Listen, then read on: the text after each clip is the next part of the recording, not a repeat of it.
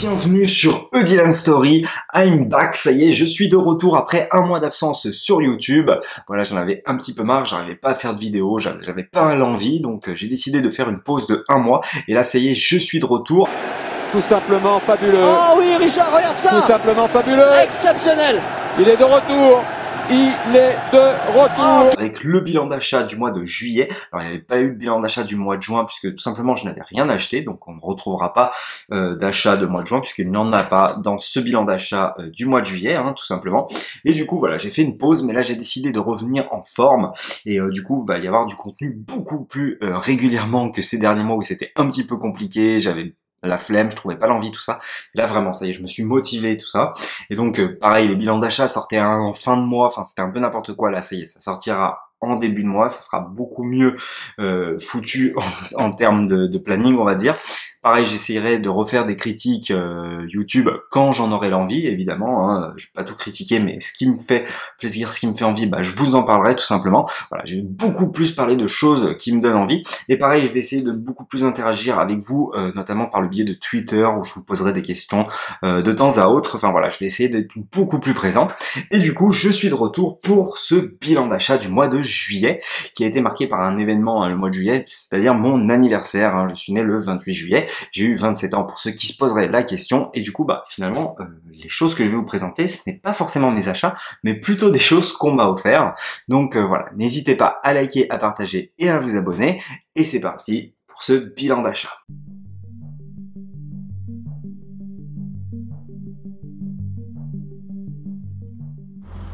Des villes sous des soleils de plomb. En Allemagne, de Berlin en passant par Francfort, et jusqu'à Hambourg, au nord, les citadins sont heureux de se dorer la pilule. Super, il y a du soleil, que demander de plus? Je vais commencer avec des comics, un comics qu'on m'a offert qui est Batman Curse of White Knight, voilà, de Sean Murphy, qui est la suite de Batman White Knight, qui pour moi, Sean Murphy avait réussi à révolutionner un petit peu, enfin en tout cas à redonner un espèce d'engouement sur le Joker, parce que, alors oui certes le Joker est un excellent personnage, mais je trouvais qu'on le voyait beaucoup, et qu'on lui disait pas forcément de la meilleure des manières. Et là, il l'a utilisé d'une manière assez magistrale, je trouve, hein, en justement lui redonnant une part d'humanité, voilà, en utilisant le personnage de Jack Napier, hein, donc le Joker, mais en mode non-Joker justement, et c'était assez intéressant que Batman et le Joker inversent leur rôle. Et donc là il y a sa suite. Alors attention, je ne l'ai pas encore lu, je l'ai juste commencé, donc je pourrais pas vous dire de quoi ça parle, mais en tout cas ça a l'air dans la lignée hein, de ce que proposait White Knight, avec des dessins d'ailleurs qui sont plutôt sympathiques. Et là en fait c'est une édition du coup à 4,90 que vous pouvez retrouver un petit peu partout, notamment dans les grandes surfaces, tout ça. Et c'est assez sympathique je trouve pour ceux qui aimeraient se lancer justement dans les collections de Batman ou dans le comics tout simplement DC et Batman, parce qu'on en retrouve plein. On en retrouve plein en plus des classiques, des récits qui sont vraiment cool. Je trouve. Alors malheureusement hein, c'est en format rigide. Personnellement moi ça me dérange pas, même si enfin c'est en format souple pardon, même si c'est sûr qu'on préfère le format rigide en général, mais pour ceux qui se lanceraient et qui n'auraient pas un énorme budget, franchement ça vaut vraiment le coup.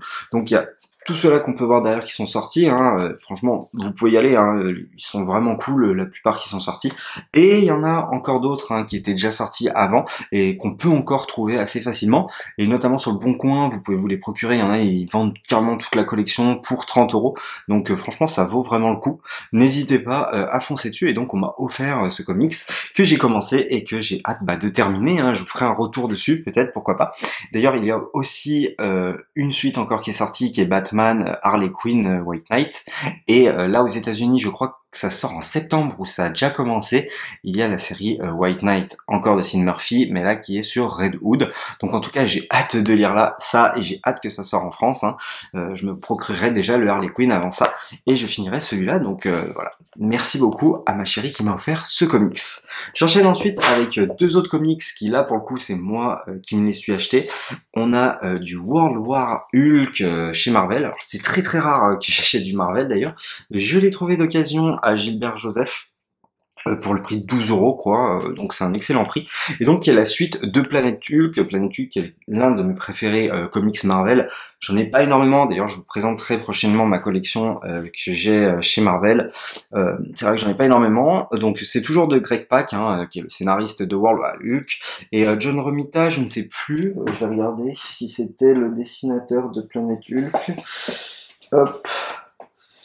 Non, c'était pas le dessinateur Planet Hulk, et ça m'étonne pas parce que j'ai trouvé les dessins un peu moins pertinents, et cette suite est un petit peu décevante, malgré qu'elle fait le taf, c'est très très bourrin, c'est Hulk qui retourne sur la planète de Terre pour se venger tout simplement des héros qui l'ont envoyé sur Sakaar, et donc il va décider d'essayer de tous les buter entre guillemets, il va pas vraiment les tuer, c'est ça qui est un petit peu frustrant, il y a une part de frustration dans ce livre, malgré qu'il est très très efficace, et voilà, c'est bourré d'action, ça ne s'arrête jamais, les dessins sont plutôt sympathiques, bien que j'ai déjà vu mieux en termes de dessin, des fois c'est vraiment stylé je trouve, puis il y a des fois où c'est un petit peu moins bien, mais en tout cas ça fait le taf, et je sais qu'il y a la suite, il y a un retour sur Planet Hulk, qui sera certainement mon prochain achat de comics Marvel, mais prochainement je vous présenterai un petit peu toute ma collection autour de l'univers Marvel, et donc World War Hulk, c'est sympathique, mais c'est vrai que c'est bien en dessous quand même Planet Hulk.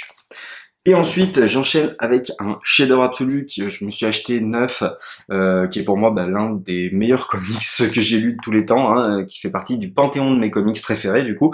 C'est un DC, c'est Harleen de Stepan Sejic, je suis désolé si je prononce mal, qui est un croate en fait, qui est dessinateur à la base, et qui là du coup fait scénariste et dessinateur en même temps, et généralement ça donne des chefs-d'œuvre. Il y a aussi Liber Jarmo qui avait fait ça avec Batman Noël, qui pour moi là aussi dans le panthéon de mes préférés comics. En fait, ce qui est fort quand c'est eux-mêmes les scénaristes, c'est eux les dessinateurs, donc ils retransmettent directement leur scénario en dessin, alors que quand c'est une association, le dessinateur retransmet en mieux la pensée du scénariste. Mais là, le truc c'est que c'est lui qui pense à toute l'histoire, donc c'est lui qui va faire les dessins, mais c'est trop bien pensé quoi. Donc ne vous attendez pas à voir Harley Quinn, c'est bien Harleen Quinzel, donc avant qu'elle soit Harley Quinn, et comment justement elle va devenir Harley Quinn, et comment elle va justement rencontrer le Joker, quelle va être sa relation avec lui, et comment son personnage va évoluer, et c'est très psychologique, et c'est très très bien écrit, c'est très adulte, mais les dessins sont chef-d'œuvresques. Je vais vous en montrer un qui est pour moi l'un des meilleurs dessins que j'ai vu. Voilà, tout simplement, où Harley Quinn est devant le combat en fait de Batman et du Joker, et en fait elle voit juste l'ombre géante des deux hommes en train de se battre dans la brume. C'est trop bien pensé, c'est génial. Il y a à un moment donné tout un passage où elle rêve, et en fait elle est Alice au pays des merveilles, lui c'est il y a un passage aussi, elle est le chaperon rouge, et lui c'est le grand méchant loup. En plus on voit un tout petit peu Killer Croc, qui est un personnage que j'adore justement dans les comics d'ici. C'est un personnage qu'on ne voit pas assez à mon goût, j'adore ce perso, et donc voilà, et j'ai trouvé ce comics fabuleux, j'aimerais une suite, je veux une suite absolument, ça fait partie des meilleurs comics que j'ai lus. Je l'ai acheté pour 26 € il me semble, et bientôt en plus il va sortir en mois de décembre, 22 décembre, en édition limited, 1500 exemplaires. Ils font ça en ce moment chez Urban Comics, je crois qu'il y a déjà 6 comics en tout qui sont sortis, et donc là il y en a 3 de plus, et putain les 3 qui sortent c'est que des must-have, c'est que pour moi des panthéons du comics d'ici, c'est-à-dire Un Long Halloween, Killing Joke, et du coup Harleen, et franchement je vous invite fortement à lire ce comics, même pour ceux qui connaisseraient quand même, qui seraient intéressés par lire un comics. Pour ceux qui aimeraient Harley Quinn, alors attention, on ne voit pas Harley Quinn, ce n'est pas le personnage qu'on voit, on voit Harley Quinn, on voit quand elle va être Harley Quinn, on voit avant sa transformation, mais vous allez kiffer quoi, c'est un vrai kiff total, c'est génialissime, voilà, chef-d'œuvre ce comic c'est un chef-d'œuvre. Something tells me a whole lot of people are about to die. Il en est tout pour les comics, je vais passer au Blu-ray, ou devrais-je dire au Blu-ray 4K, puisque cette semaine, enfin ce mois, le mois dernier, je n'ai eu que des Blu-ray 4K, je n'ai acheté que du Blu-ray 4K, ou on m'a offert que du Blu-ray 4K. Donc je vais commencer par les Blu-ray 4K qu'on m'a offert tout simplement, et je vais commencer par Dune de Denis Villeneuve, qui était dans mon top 10 de l'année dernière, il avait fini à la 4e position, et je ne l'ai pas revu depuis le cinéma, donc j'ai hâte de le découvrir, ce petit film, enfin de le redécouvrir en tout cas, ça me fait énormément plaisir, c'est ma chérie qui me l'a offert, et donc voilà, j'espère que le portage 4K va être magnifique, mais film récent, gros spectacle, gros blockbuster, normalement ça devrait le faire, je devrais kiffer ma petite séance de cinéma, donc voilà, j'ai hâte de redécouvrir Dune de Denis Villeneuve, qui était pour moi un excellent film.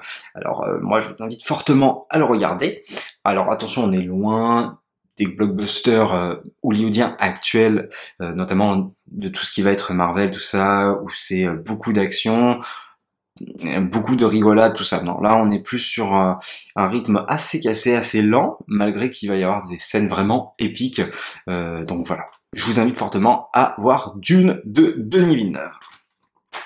J'enchaîne ensuite avec 3 films offerts par ma cousine pour compléter ma collection DC, qui est pratiquement complète. Il doit me rester 5 DC à avoir en Blu-ray 4K. Alors, je ne compte pas les dessins animés, parce que je sais qu'il y en a, notamment qui sont sortis en Amérique, et en plus il y a les traductions françaises sur les supports physiques. Mais pour le moment, je m'attelle juste au film, et après on verra si je m'attelle justement au dessin animé une fois que j'aurai tous les films. Et donc, 3 films du DCU, avec Man of Steel de Zack Snyder, qui est un chef-d'œuvre pour moi, c'est un putain de bon film, Man of Steel.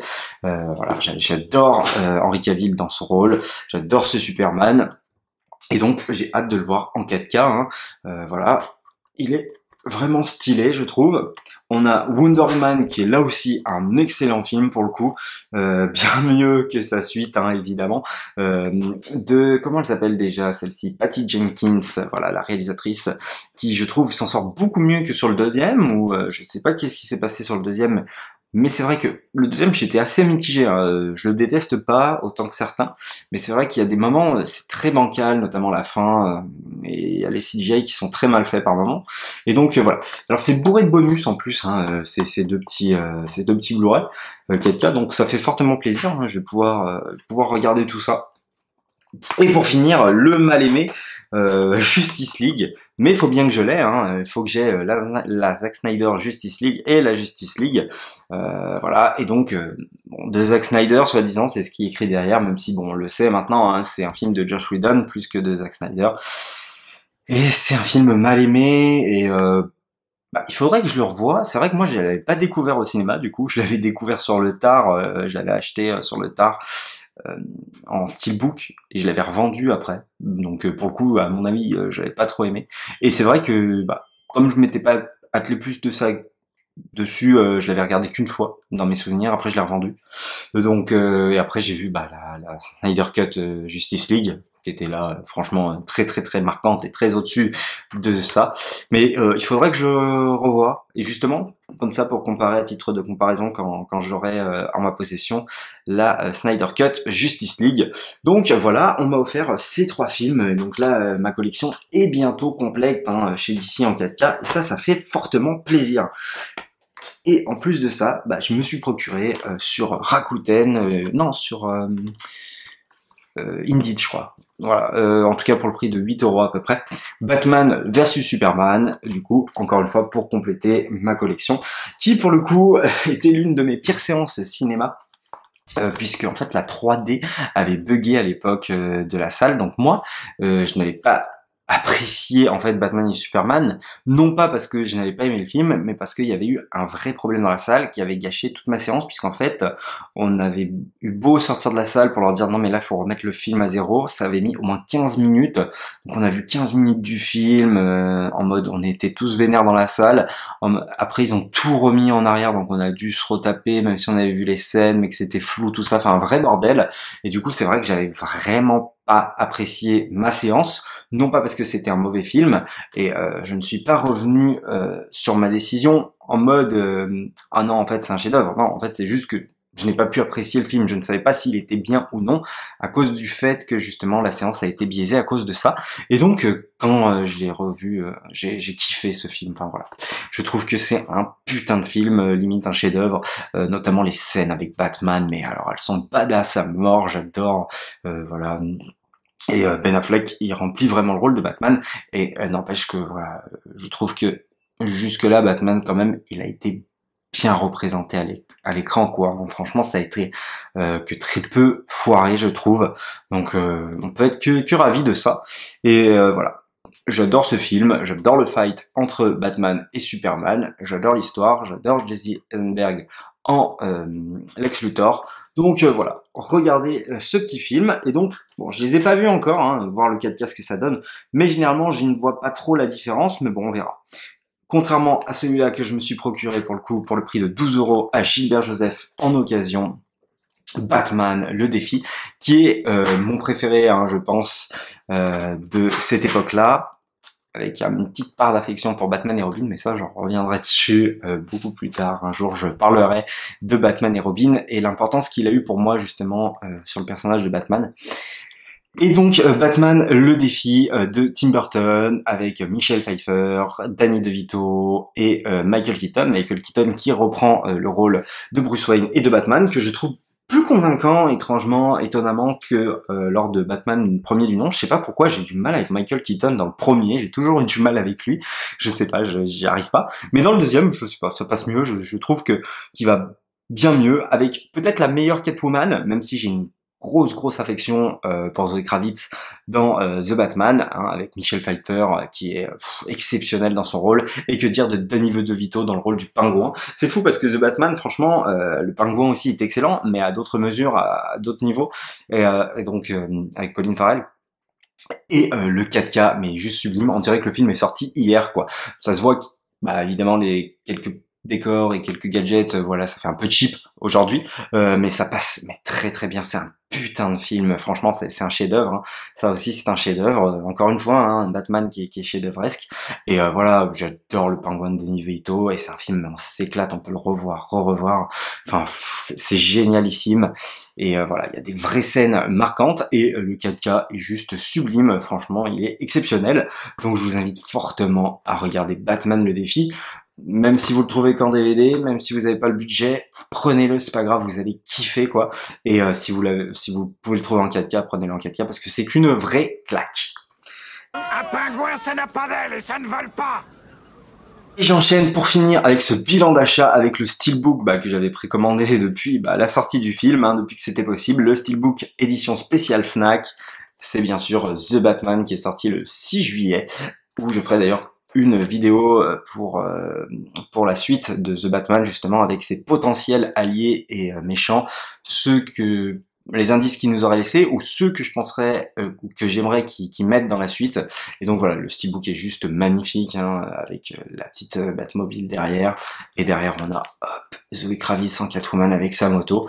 Je trouve le steelbook exceptionnel qui représente bien le film, hein, cette couleur rouge, voilà, cette pluie constante et tout ça.